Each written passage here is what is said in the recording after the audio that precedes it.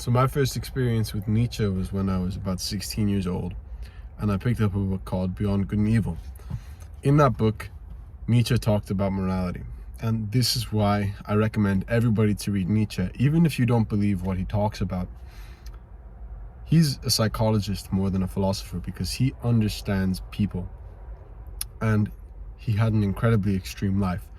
But Nietzsche essentially says that morality is a cover or a mask for our will to power. And that would mean something along the lines of the things that you do are not for your wishes of good and evil or your wish to be moral or immoral. It's for your wish for power. So let's just say I hold open a door for an old lady, and maybe a moral person, somebody who dictates things based on good and evil, would say, oh, that was a nice thing to do. But Nietzsche would say he held that door open so that he would have the status of a kind person, which brings respect and likability to others, which brings me power. So that's an example of power. And another thing that he would say is a lot of things is dictated by weakness. So a lot of people follow this thing called slave morality, which is where Nietzsche believes that morality derives from. And it comes from a collective group ideology which upholds a prioritization of the collective over the individual, which leads to ideas of morality compared to selfishness, because morality is usually quite selfless. And I'm not saying that I agree with Nietzsche, but he really helps you separate the wheat from the chaff among humans, because you do end up questioning morality a lot when you read Nietzsche. And even if you do believe that there is good and evil, say if you read more Dostoevsky, which is where I would put myself, you see a lot of motives from a lot of people, and you can understand the motivations of why people do things a lot better.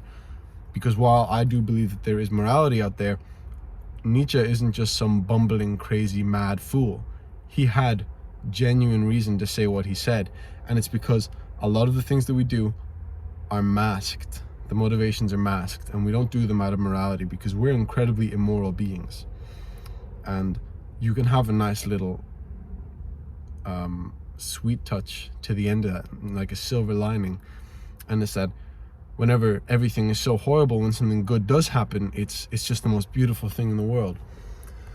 And that's nice and everything, but that good thing doesn't happen, like, very rarely. It happens so rarely. And then everything just sucks for you forever. And then maybe 1% of your time you're enjoying it and you're happy and you're grateful. But Nietzsche completely will give you an existential crisis on morality and people. And he'll give you a crisis about yourself if you're introspective enough to think about, am I a good person? What are my motives? Because we all like to think that we know the most about ourselves, but we really know the least amount. Like, a lot of the things that we do are kind of moral pandering, and the way that we speak in a sententious manner, we think that it's like out of morality, but no, Nietzsche would say otherwise. And then another thing that I read of his, it's called Thus Spake Zarathustra. It talks about what Nietzsche believed was the superior man, and in a theological perspective, Nietzsche believed that God was dead and we have killed him. That's a very famous quote. I think it's from Ecce Homo, if I'm correct. And Nietzsche was wondering, well, what happens now with the godless man? Are we going to just derive into anarchy? And his solution to that was this thing called the Übermensch, or the Overman, or the Superman. And it's essentially a man who can create his own values and virtues. And people like Jung and Dostoevsky were incredibly critical of that.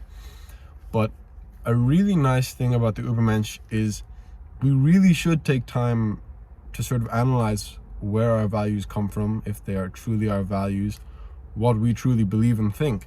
Because Nietzsche's final stance of the Übermensch is the baby, and the baby is the creator. A baby is the most authentic creature in the planet, like the most individualist.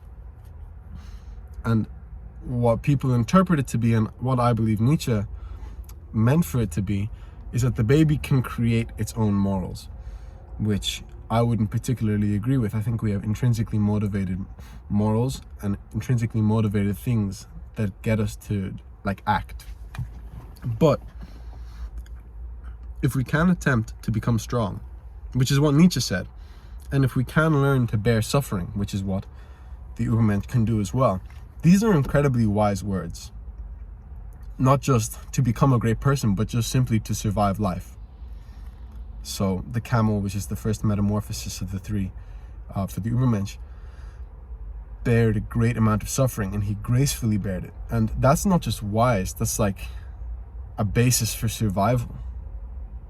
So that's Nietzsche's take on suffering. Like, you have to embrace it. He has a philosophy which he explained in The Joyous Science called amor fati, which is love life. If you break your arm, embrace it and love your fate. Not love life, it's love your fate. And he went so far as to say, if your son dies, embrace it and love your fate. And your fate is suffering, so you have to embrace it and take it as far as you can.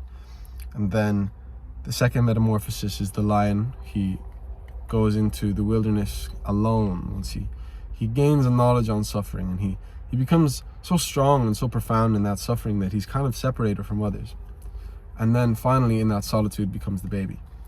And the baby is the only part that I'm critical of. But yeah, it's really important for you to figure out, what do you actually believe? And solitude is a great way to figure that out, and suffering is as well. Jordan Peterson talks about it. He's not like Nietzsche in my opinion, but if you go down to hell, you really figure out what's happening. If you're in hell, if you're in the suffering, if you're in the bottomless pit of your suffering, then you're going to figure out some stuff that maybe you didn't even want to figure out, but it's going to help you live. Nietzsche has a quote, if you look long enough into the abyss, it'll start to look back at you. And it's a highly interpreted quote because it's quite vague. But what if you're in the pit? What if you're not looking into the abyss? What if you are in that abyss? The tightrope walk of animal to superhuman. The human is walking on it, and it's a dangerous pit to fall into. But what if we're in the pit already? Read Nietzsche. I like him.